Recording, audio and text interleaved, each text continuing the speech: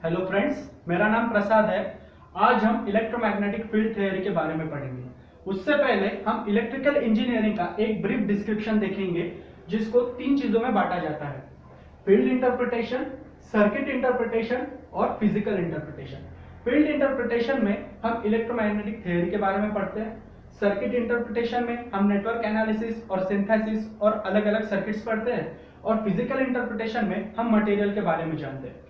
Field interpretation या electromagnetic field ये दो चीजों में डिवाइड होता है, इलेक्ट्रोस्टैटिक्स और दूसरा इलेक्ट्रोडायनामिक्स। इलेक्ट्रोडायनामिक्स फिर से दो चीजों में डिवाइड होता है, मैग्नेटिज्म और इलेक्ट्रोमैग्नेटिज्म। इन तीन चीजों में हम एक ही चीज की स्टडी करते हैं, वो है इलेक्ट्रिक चार्ज। लेकिन इलेक्ट्रिक चार्ज की अलग अलग कंडीशंस और अलग अलग पोजीशंस पे हम इन तीन चीजों को डिवाइड करते हैं। जब चार्ज एक जगह रुका होता है तब हम उसे इलेक्ट्रोस्टैटिक्स कहते हैं।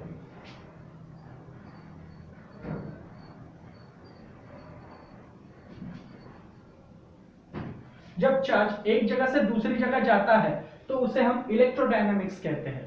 उसके भी दो टाइप्स है, एक मैग्नेटिज्म और इलेक्ट्रोमैग्नेटिज्म। जब चार्ज एक जगह से दूसरी जगह एक कांस्टेंट वेलोसिटी से जाता है तो अपने अराउंड एक मैग्नेटिक फील्ड तैयार करता है, उसे हम मैग्नेटिज्म कहते हैं।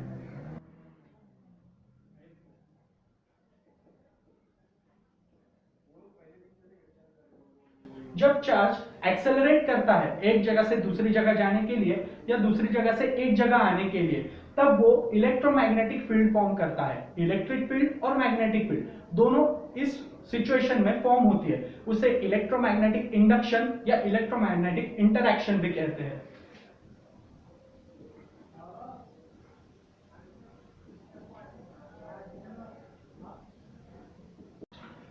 अभी हमने देखा इलेक्ट्रोस्टैटिक्स, मैग्नेटिज्म और इलेक्ट्रोमैग्नेटिज्म। इन तीन चीजों में हम चार्ज की स्टडी करते हैं। बट चार्ज असल में होता क्या है? चार्ज प्रोटॉन, न्यूट्रॉन और इलेक्ट्रॉन, ये तीन सब एटॉमिक पार्टिकल्स है, जिसमें प्रोटॉन पॉजिटिवली चार्ज होता है, इलेक्ट्रॉन निगेटिवली चार्ज पार्टिकल होता है, न्यूट्रॉन इलेक्ट्रिकली न्यूट्रल होता है। प्रोटॉन और न्यूट्रॉन एटम के न्यूक्लियस में सिचुएटेड होते हैं और इलेक्ट्रॉन ऑर्बिट में घूमे होते हैं। प्रोटॉन और इलेक्ट्रॉन इन दोनों की वैल्यू सेम होती है, बस उनके साइन अलग होते हैं। 1.6 इंटू 10⁻⁻19 कूलम, ये इन दोनों की चार्ज की वैल्यू है। Coulomb is the basic unit of charge. अभी हम जान गए इलेक्ट्रिक चार्ज होता क्या है। फिर से हम हमारे पुराने टॉपिक पे आएंगे, इलेक्ट्रोस्टैटिक्स। जैसे कि मैंने आपको पहले बताया था, इलेक्ट्रोस्टैटिक्स में हम चार्ज जब एक जगह रुका होता है तब उसकी स्टडी करते हैं। जैसे कि मान लीजिए ये एक इलेक्ट्रिक चार्ज है और ये वैक्यूम में या किसी और मीडियम में रुका हुआ है, एक जगह पे फिक्स्ड है। तो उस चार्ज की वजह से वैक्यूम पे, या फिर वैक्यूम की वजह से उस चार्ज पे, या बाकी और चार्जेस की वजह से इस चार्ज पे क्या डिफेक्ट आएगा या फिर क्या इफेक्ट होगा, इन चीजों की स्टडी हम इलेक्ट्रोस्टैटिक्स में करते हैं। अब हम इलेक्ट्रोस्टैटिक फोर्स के बारे में जानेंगे। इलेक्ट्रोस्टैटिक फोर्स एक काफी पावरफुल फोर्स होता है। इलेक्ट्रोस्टैटिक फोर्स, मान लीजिए मेरे पास दो इलेक्ट्रिक चार्जेस है जो डिस्टेंस r से सेपरेटेड है, q1 और q। इन दोनों का डिस्टेंस हम r मान लेते हैं।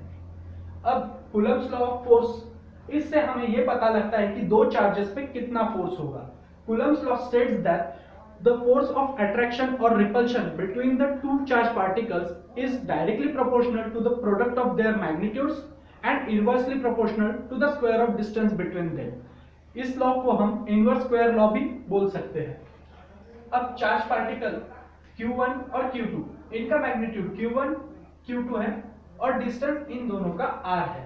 तो फोर्स ऑफ अट्रैक्शन और रिपल्शन इन दोनों के चार्जेस पे डिपेंड करेगा। अगर ये दो चार्जेस पॉजिटिवली चार्ज है तो दोनों रिपेल करेंगे, या फिर नेगेटिव चार्ज है तो भी दोनों रिपेल करेंगे। अगर पॉजिटिव और नेगेटिव है तो दोनों अट्रैक्ट करेंगे। तो force is K Q1 Q2 upon r square. Q1 और Q2 इन दो चार्जेस का मैग्नीट्यूड, R स्क्वायर इन दोनों का डिस्टेंस और F is force.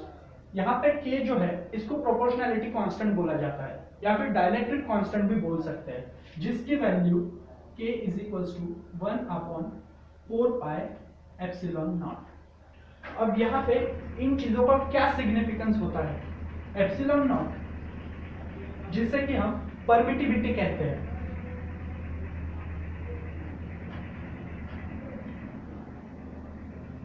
Permittivity of free space,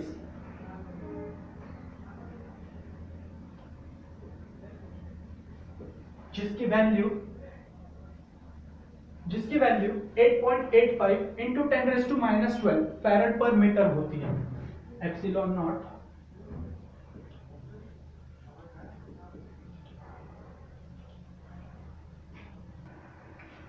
four pi. अब 4 पाई यहाँ क्यों आया?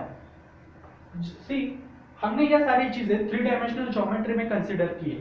वैक्यूम में जब हम चार्ज लेंगे या फिर किसी भी मीडियम में चार्ज लेंगे, उसके अराउंड एक फील्ड तैयार होगी जो कि 3 डायमेंशनल में इक्वली स्प्रेड होगी।